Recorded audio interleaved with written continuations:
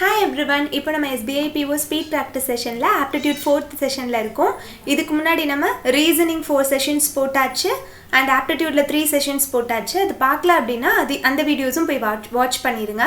and இன்னைக்கு நம்ம என்ன பார்க்க போறோம் அப்படினா நீங்க எல்லாரும் கேட்ட applications problems தான் பார்க்க போறோம். நிறைய shortcuts கூட பார்க்கலாம். session ending வரை பாருங்க. Before getting into this session, நம்ம Talk and Mock YouTube channel subscribe பண்ணலனா subscribe பண்ணிருங்க. கூடவே bell icon press பண்ணி வெச்சுக்கோங்க. and இந்த session உங்களுக்கு பிடிச்சிருந்தது நீங்க ஃபீல் பண்ணீங்கனா உடனே லைக் பண்ணிடுங்க. உங்க फ्रेंड्सக்கு ஷேர் பண்ணி விட்டுருங்க. and Talk and Mock Telegram groupல add ஆகல இதுவரை அப்படினா add ஆகிக்கோங்க. and if you are interested, subscribe to Unacademy Plus. If you want more information regarding this, contact Naresh Kumar sir. He will guide you and avail you the best discount. Okay, இப்போ நம்ம session குள்ள போலாம் and your time starts now.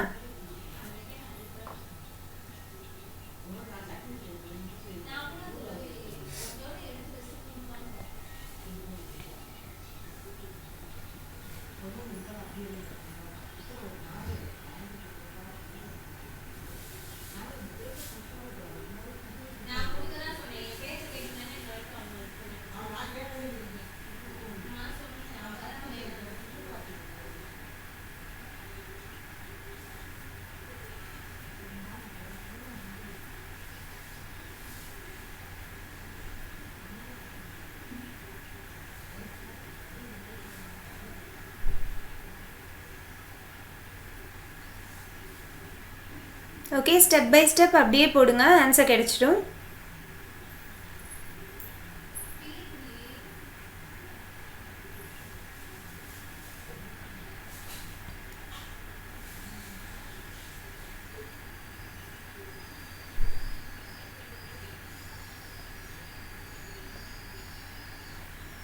Don't quit, keep trying.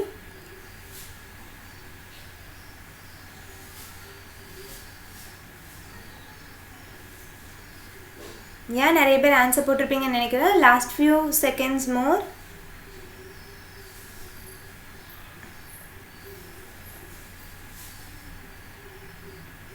Yeah, time's up. இப்போ நம்ம solve பண்ணலாம். Ratio of the age of A after 2 years to the present age of B is 5:6 அப்படின்னு கொடுத்துருக்காங்க. அடுத்து ratio of the age of A 8 years hence to the age of B 6 years hence is 6:7 அப்படின்னு கொடுத்துருக்காங்க. Okay, இதை நம்ம எப்படி solve பண்ணோம்? cross multiply பண்ணுவோம். அப்போ 6A plus 12 equal to 5B. இதை நம்ம இந்த சைட் கொண்டு வந்து வச்சுக்கலாம். 6A minus 5B equal to minus 12. இது ஒரு ஈக்குவேஷன். அடுத்து இதை cross multiply பண்ணோம் அப்படின்னா 7A plus 56 equal to 6B plus 36.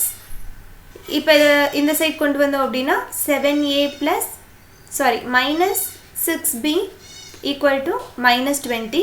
இப்போ இந்த ஈக்குவேஷனையும் சால்வ் பண்ணோன்னா நமக்கு ஆன்சர் கிடைச்சிரும்.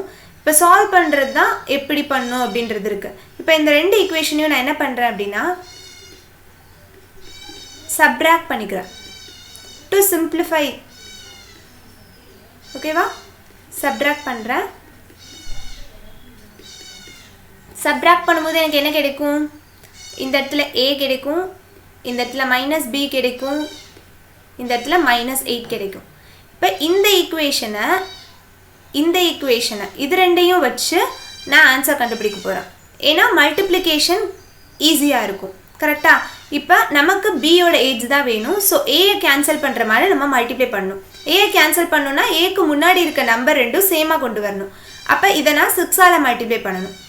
இப்போ 6A minus 6B equal to minus 48. இப்போ இதை அகெயின் சப்ராக்ட் பண்ணலாம். சப்ராக்ட் பண்ணோன்னா இது கேன்சல் ஆகிடும். இங்கே ப்ளஸ்ஸு, இங்கே ப்ளஸ்ஸு, பிகாஸ் ஆல்ரெடி இங்கே மைனஸ் இருக்குல்ல. ஸோ இன்னொரு மைனஸை நம்ம மல்டிப்ளை பண்ணும்போது இது ரெண்டும் ப்ளஸ் ஆகிடும். இப்போ minus 5B plus 6B போது B. இந்த சைட் பார்த்தோம் அப்படின்னா சப்ராக்ட் பண்ணோம் அப்படின்னா 36 வரும். So B's age is 36. Answer கிடைச்சிருச்சு நமக்கு. அவ்வளவுதான். எனக்கு தெரிஞ்ச இதுக்கு வேற ஏதோ ஷார்ட்கட் தெரியல, உங்களுக்கு தெரிஞ்சா சொல்லுங்க. ஏன்னா இங்கே 2 இருக்குது, இங்கே ஒன்றும் இல்லை, இங்கே 8 இருக்குது, இங்கே 6 இருக்குது, இந்த மாதிரி வேறு இயர்ஸ் இருக்கனால எனக்கு இதுக்கு ஷார்ட்கட் எதுவும் இருக்க மாதிரி தெரியல. ஓகே, அடுத்த சம் போகலாம். your time starts now. இது ரொம்பவே ஈஸியான கொஷின்.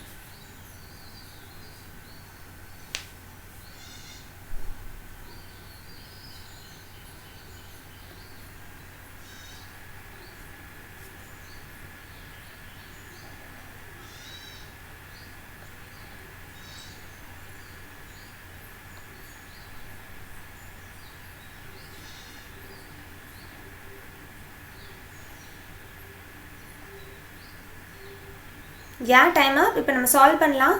என்ன கொடுத்துருக்காங்க, cost price of the 2 chairs is same அப்படின்னு சொல்லியிருக்காங்க. ஓகே, காஸ்ட் ப்ரைஸ் வந்துட்டு சேமாக இருக்க போகுது. Difference between the selling prices is 90 அப்படின்னு சொல்லியிருக்காங்க. Okay, on selling 1 chair a person got a profit of 12% அப்படின்னு சொல்லியிருக்காங்க. ஓகே, இதுக்கு நம்ம எப்படி வச்சுக்கலாமா, காஸ்ட் ப்ரைஸை வந்துட்டு 100% அப்படின்னு கன்சிடர் பண்ணிக்கலாம். ஒரு ஐட்டமை செல் பண்ணும்போது அவங்களுக்கு ப்ராஃபிட் 12% கிடைச்சிருக்குன்னு சொல்லியிருக்காங்க. அப்போ selling price is equal to cost price plus profit தானே. அப்போ 100% ப்ளஸ் 12% இஸ் 112%. அடுத்து என்ன சொல்லியிருக்காங்க, on selling another he got a profit of 18% அப்படின்னு சொல்லியிருக்காங்க. அப்போ 100 + 18 இஸ் 118%. இன்னொரு டேட்டா கொடுத்துருந்தாங்க. என்ன கொடுத்துருந்தாங்க, difference between the selling prices is 90 அப்படின்னு சொல்லியிருக்காங்க. அப்போ இது ரெண்டுத்துக்கும் இடையில இருக்க டிஃப்ரென்ஸ் என்ன, 6%. அந்த 6% தான் 90 rupees அப்படின்னு சொல்லியிருக்காங்க. இப்போ இதுலேருந்து நம்ம ஈஸியாக கண்டுபிடிக்கலாமா, 90 rupees வந்துட்டு 6% அப்படின்னா நமக்கு என்ன வேணும், காஸ்ட் ப்ரைஸ் கேட்டிருக்காங்க. காஸ்ட் ப்ரைஸ்ன்றது 100%, 100% வேணும். இதுதான் ஆன்சர். அப்போ சால்வ் பண்ணோன்னா இந்த இடத்துல 15 வரும். 15 × 100 is 1500. So the cost price of the chair is 1500. Option B is the correct answer. நிறைய பேர் கரெக்டாக போட்டிருப்பீங்கன்னு நினைக்கிறேன். ஓகே, அடுத்த கொஷின் போகலாம். And your time starts now.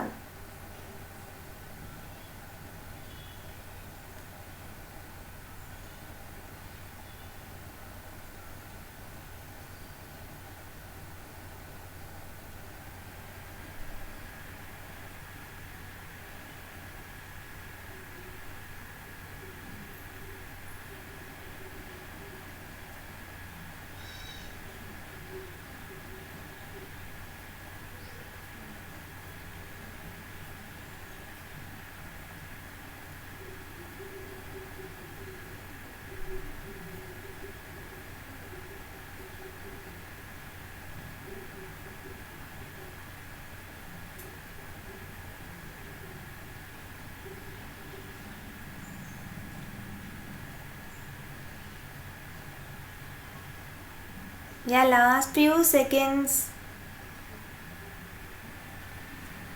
time up. இப்போ நம்ம சால்வ் பண்ணலாம்.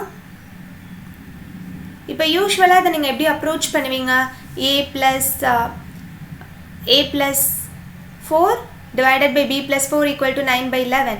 அடுத்து a + 6 divided by b + 6 is equal to 7/8. அதுக்கப்புறம் இதிலேருந்து ஒரு ஈக்குவேஷன், இதிலேருந்து ஒரு ஈக்குவேஷன், 2 ஈக்குவேஷனையும் சால்வ் பண்ணி ஆன்சர் கண்டுபிடிப்பீங்க.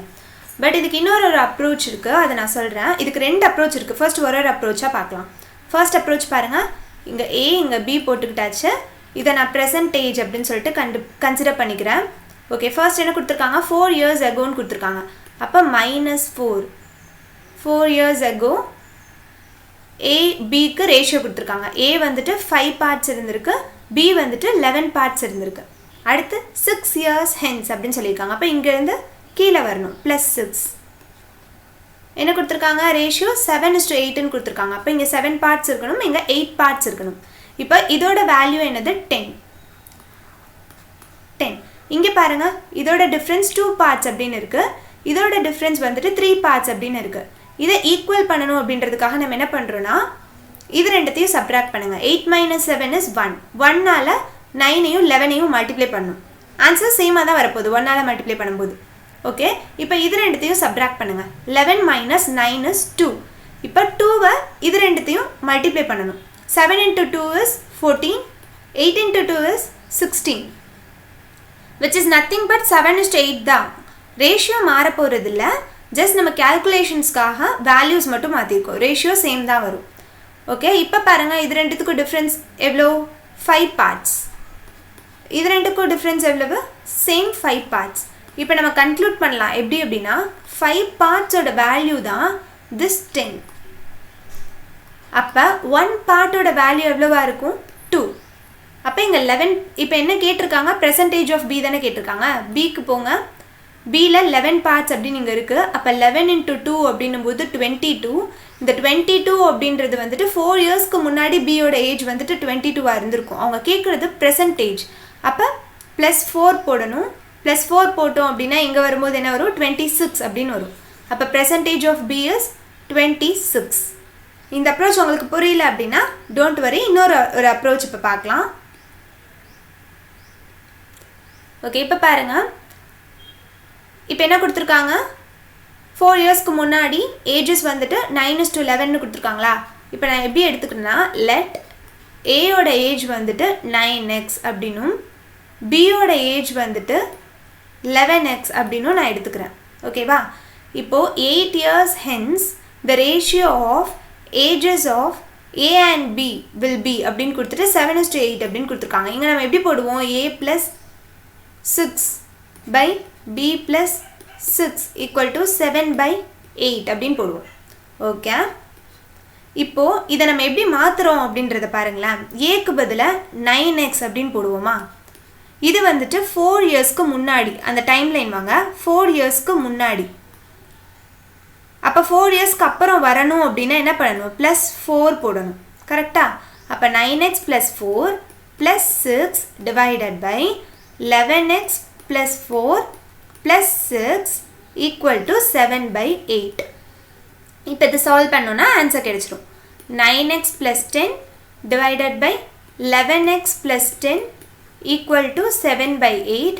கிராஸ் மல்டிப்ளை பண்ணோம் அப்படின்னா 72x +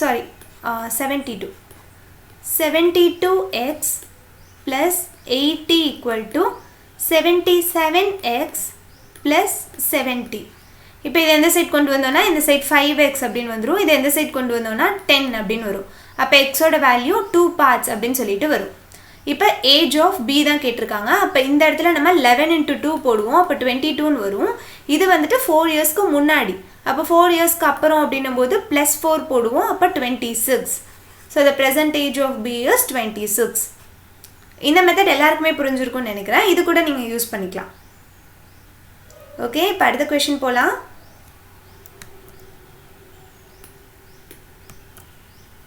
okay, your time starts now. Try பண்ணுங்கள், இதை நான் சொல்லிடுறேன். நிறைய பேர் இந்த டாபிக் வந்துட்டு ஸ்கிப் பண்ணியிருப்பீங்க. So just try, keep on trying, don't quit.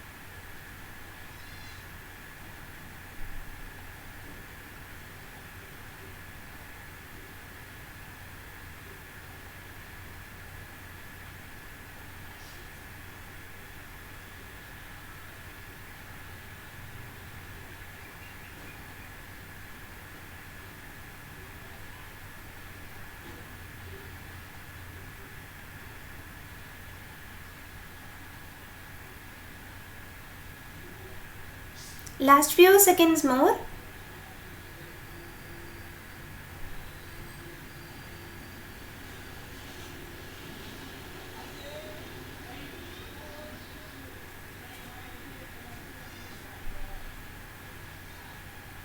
Okay, time up. இப்போ நம்ம சால்வ் பண்ணலாம்.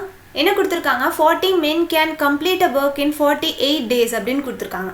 இப்போ நான் சும்மா கன்சிடர் பண்ணிக்கிறேன். என்ன அப்படின்னா ஒரு நாளைக்கு ஒரு மென் வந்துட்டு 1 ஒர்க் தான் பண்ணுவாங்க அப்படின்னு கன்சிடர் பண்ணிக்கிறேன்.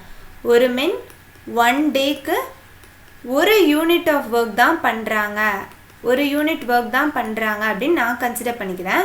இப்போ என்ன கொடுத்துருக்காங்க அப்படின்னா 40 men 48 டேயில் அந்த டோட்டல் ஒர்க்கையும் முடிச்சிடுறாங்க அப்படின்னு சொல்கிறாங்க. அப்போ டோட்டல் ஒர்க் எவ்வளோவா இருக்கும்? 40 × 48 இருக்குமா? பிகாஸ் ஒவ்வொரு மென்னும் ஒவ்வொரு ஒர்க் பண்ணியிருப்பாங்க. அப்போ 40 ஒர்க்ஸ் ஒரு நாளைக்கு பண்ணியிருப்பாங்க. ஒரு நாளைக்கு 40 ஒர்க்ஸ்னால் 48 டேஸ்க்கு எவ்வளோ ஒர்க் பண்ணியிருப்பாங்க அப்படின்னு கண்டுபிடிக்கணும்னா 40 × 48ன்னு போடுவோமா? இப்போ மல்டிப்ளை பண்ணுங்கள். 8 4s are 32, 3 4 4s are 16, அப்போ 9 19 இந்த 0 இங்கே போடுவோம். அப்போ டோட்டல் யூனிட்ஸ் ஆஃப் ஒர்க் வந்துட்டு 1920 யூனிட்ஸ். ஓகேவா? இப்போ ஃபர்ஸ்ட் என்ன சொல்லியிருக்காங்க? 64 men started working அப்படின்னு சொல்லியிருக்காங்க. அப்போ 64 மென்ஸ் வந்துட்டு ஒர்க் பண்ண ஸ்டார்ட் பண்ணியிருக்காங்க. எவ்வளோ டேஸுக்கா? எக்ஸ் டேஸ் அப்படின்னு சொல்லிட்டாங்க. ஓகே. ப்ளஸ் அதுக்கப்புறம் என்ன சொல்லியிருக்காங்க? 32 more men joined the work அப்படின்னு சொல்லியிருக்காங்க. அப்போ 64 + 32 எவ்வளோ வரும்? 96. அவங்க எவ்வளோ நாள் ஒர்க் பண்ணியிருக்காங்களா? if the remaining work after x days is completed in 16 2/3 days அப்படின்னு கொடுத்துருக்காங்க. 16 2/3 days. இதை வந்துட்டு மிக்சட் ஃப்ராக்ஷனை இம்ப்ராப்பர் ஃப்ராக்ஷனாக கன்வெர்ட் பண்ணோம் அப்படின்னா 6 3s are 18, 48 48 + 2 is 50 50/3 days. Okay. அப்போ இந்த இடத்துல நம்ம என்ன போடணும்? 50/3 அப்படின்னு போடணும். இந்த டோட்டல் ஒர்க் தான் எவ்வளோ இருக்கணும்? 1920. புரியுதா இது உங்களுக்கு? ஃபர்ஸ்ட்டு அந்த எக்ஸ் டேஸ் ஒர்க் பண்ணது, அதுக்கப்புறம் ரிமைனிங் ஒர்க் பண்ணது, ரெண்டு ஒர்க்கும் டோட்டல் ஒர்க்ஸ் எவ்வளோ இருக்கணும்? இவ்வளோ யூனிட்ஸ் இருக்கணும். ஓகே. இதை நம்ம சால்வ் பண்ணோம் அப்படின்னா ஆன்சர் கிடைச்சிடும். 3 2 5 டேபிளில் போட்டோன்னா 10 × 1 16 0 64x ப்ளஸ் இப்போ இது இந்த சைட் போச்சு அப்படின்னா 64x = 320 அப்படின்னு வரும். இப்போ இதையும் கேன்சல் பண்ணணும். நம்ம கேன்சல் பண்ணோம் அப்படின்னா 16 டேபிளில் கேன்சல் பண்ணலாமா? இங்கே 20, இந்த இடத்துல 16 டேபிள் அப்படின்னும் போது 4 போடணும். 6 4s are 24. ஆமாம் 4. அகெயின் 4ல் கேன்சல் பண்ணோம் அப்படின்னா இங்கே 5 வரும். அப்போ எக்ஸோட வேல்யூ என்னது? 5. x = 5. So the option B answer 5. எல்லாருக்கும் புரிஞ்சிருக்கும்னு நினைக்கிறேன். புரியலன்னா செஷன் முடிஞ்சதுக்கப்புறம் இன்னொருக்கு போட்டு பாருங்கள், கண்டிப்பாக புரியும். இப்போ அடுத்த கொஷின் போகலாம். ஓகே. இது ஸ்க்ரீன்ஷாட் எடுத்து வச்சுக்கோங்க. நீங்களே சால்வ் பண்ணி பாருங்கள். கமெண்ட்டில் ஆன்சர் டிஸ்கஸ் பண்ணலாம். ஸ்க்ரீன்ஷாட் எடுத்து வச்சுக்கோங்க.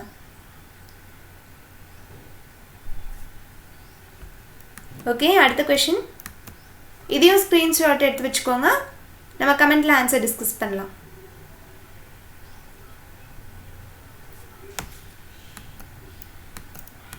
Okay, thanks for watching.